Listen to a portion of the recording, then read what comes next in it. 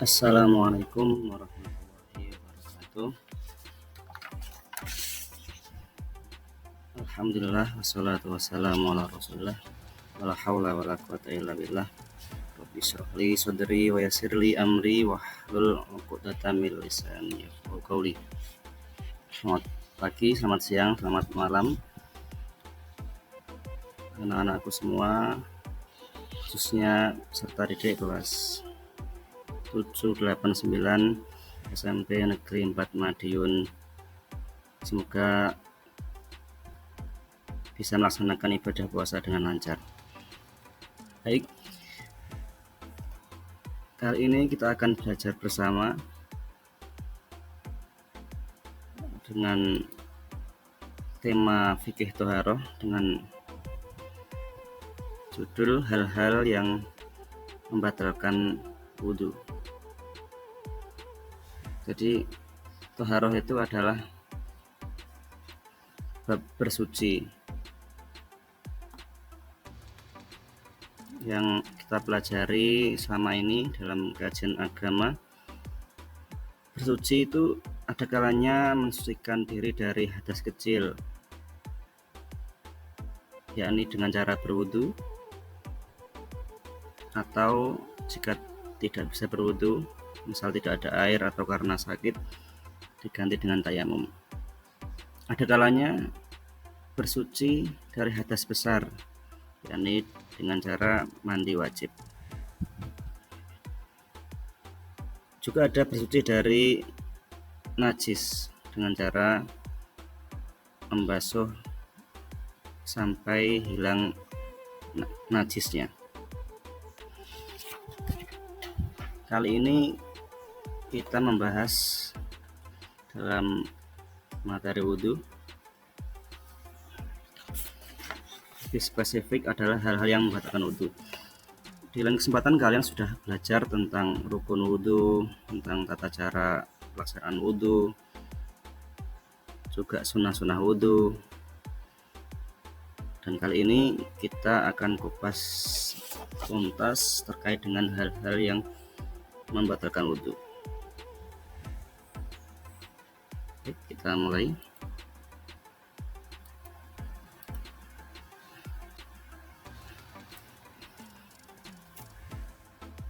Ada 6 perkara yang membatalkan wudhu.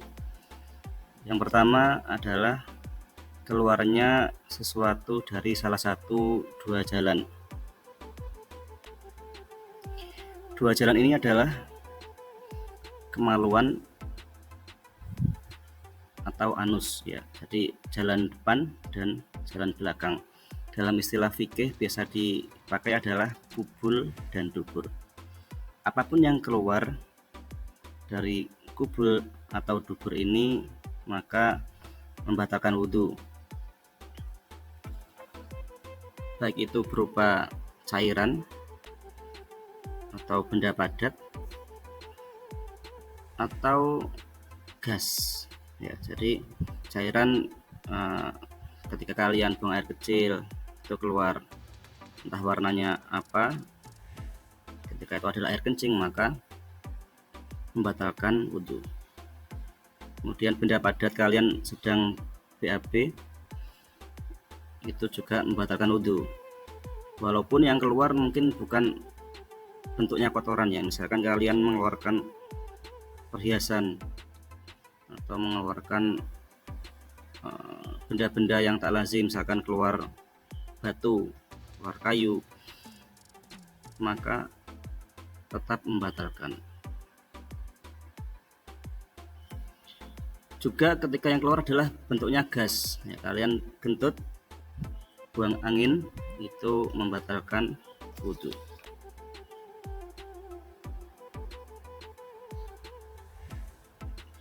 Yang kedua adalah tidur dengan tidak menetapkan pantatnya.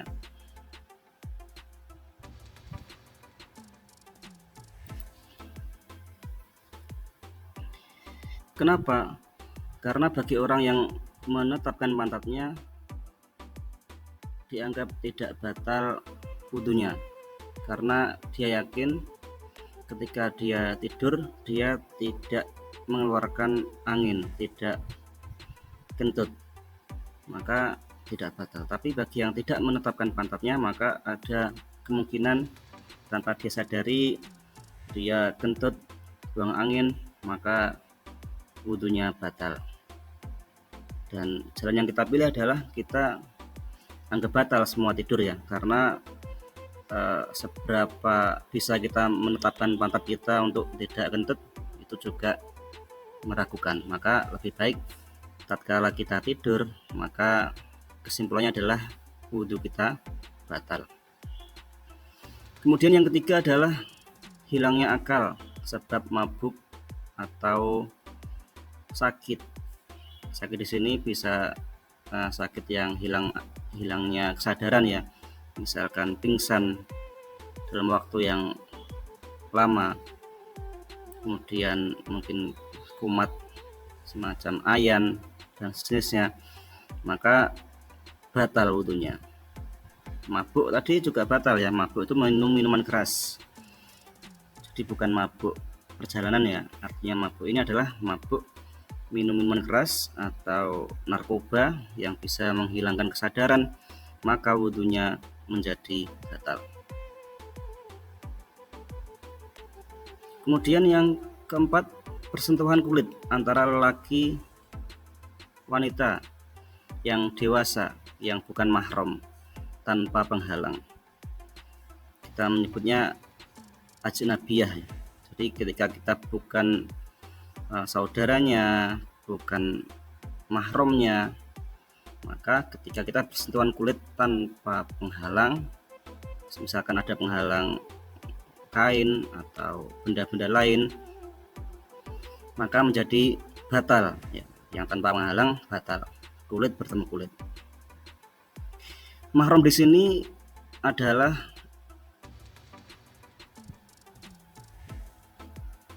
orang yang haram dinikahi, seperti saudara perempuan, ibu, kemudian bibi ya, nenek. Kemudian nanti ketika sudah menikah ada mertua, ada ipar, maka seseorang yang haram dinikahi yang mahram tidak membatalkan wudhu, dan yang bukan mahram membatalkan wudhu tatkala bersentuhan kulit. Lalu bagaimana dengan suami istri? Apakah ketika mereka bersentuhan kulit membatalkan wudhu? Jawabannya adalah iya, karena pada dasarnya suami istri itu bukan mahram. Mereka menikah bukan terus menjadi mahram, bukan. Seorang suami istri pada awalnya bukan mahram, mereka menikah menjadi halal, maka dihalalkanlah hal-hal yang menjadi sebuah ibadah dalam pernikahan.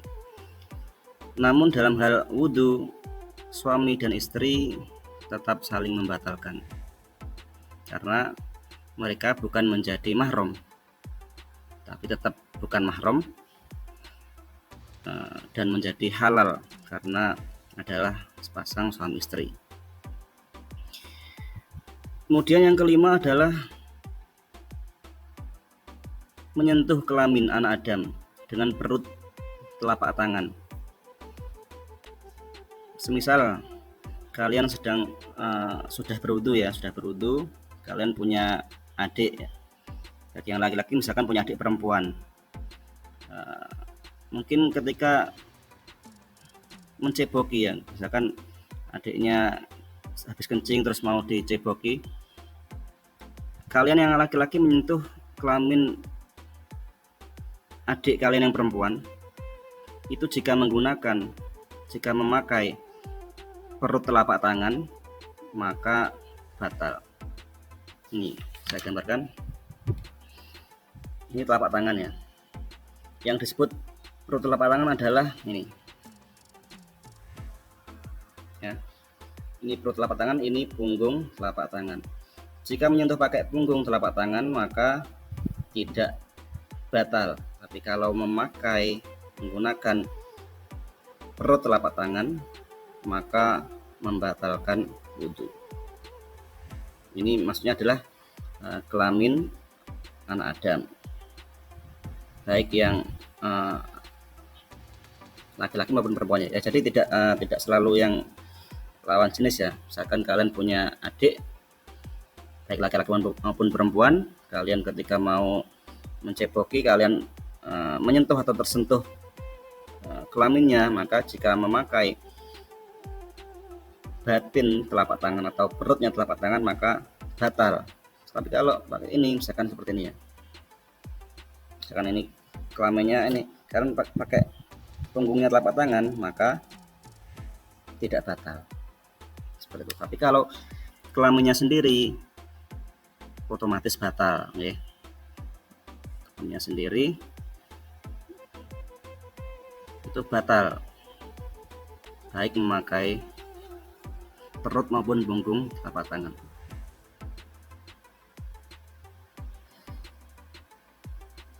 Kemudian yang keenam adalah menyentuh lubang anus. Nah, ini maksudnya adalah punya sendiri ya, yang disebut dengan dubur ya. Menyentuh dubur atau lubang anus itu membatalkan wudhu. Demikian hal-hal yang membatalkan wudhu yang perlu kalian pahami, yang perlu kalian hafalkan ketika kalian melaksanakan hal-hal ini, maka batal wudhunya, dan ketika mau sholat harus berwudhu kembali.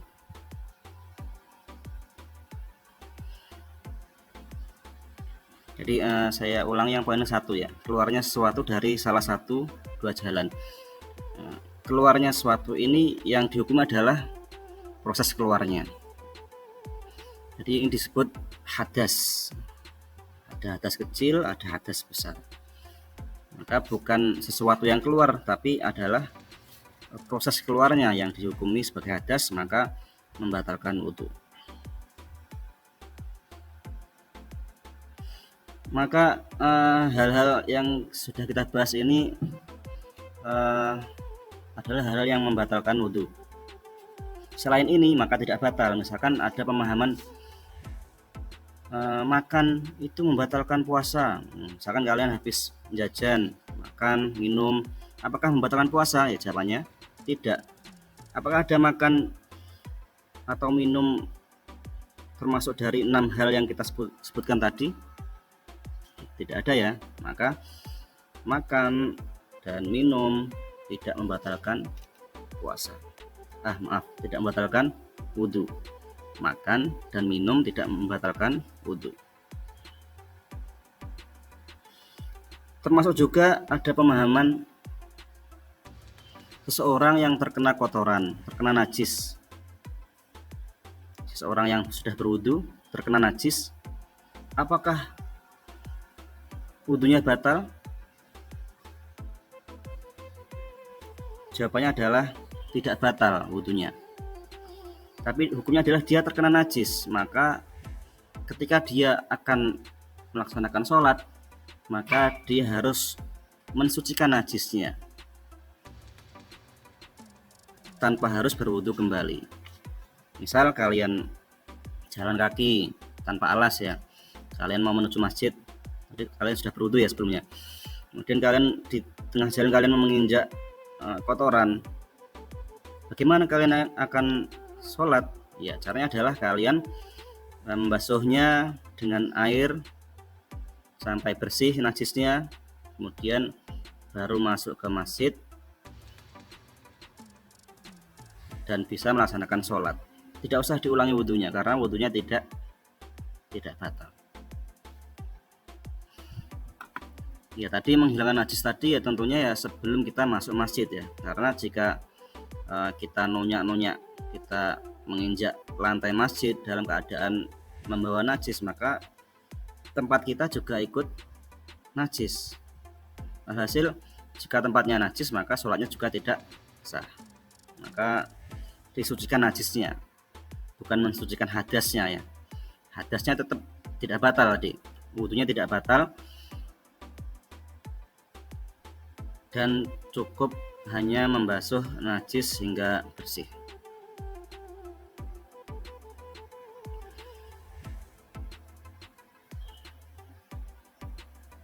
Kemudian muntah, apakah membatalkan wudhu? Tidak ya, karena tidak disebutkan di sini. Maka muntah tidak termasuk hal-hal yang membatalkan wudhu. Ya, demikian pembahasan kita tentang hal-hal yang membatalkan wudhu yang sepatutnya kita pahami dan kita laksanakan. Dan jika ada hal-hal yang kurang jelas, hal-hal yang kurang paham, bisa ditanyakan secara langsung kepada saya. Insya Allah akan kita cari jawabannya bersama-sama. Demikian hal-hal yang membatalkan wudhu kita bahas hari ini. Silahkan dipelajari dan kerjakan tugas latihan sesuai dengan arahan. Terima kasih. Wallahul muwaffiq ila aqwamit thoriq. Wassalamualaikum warahmatullahi wabarakatuh.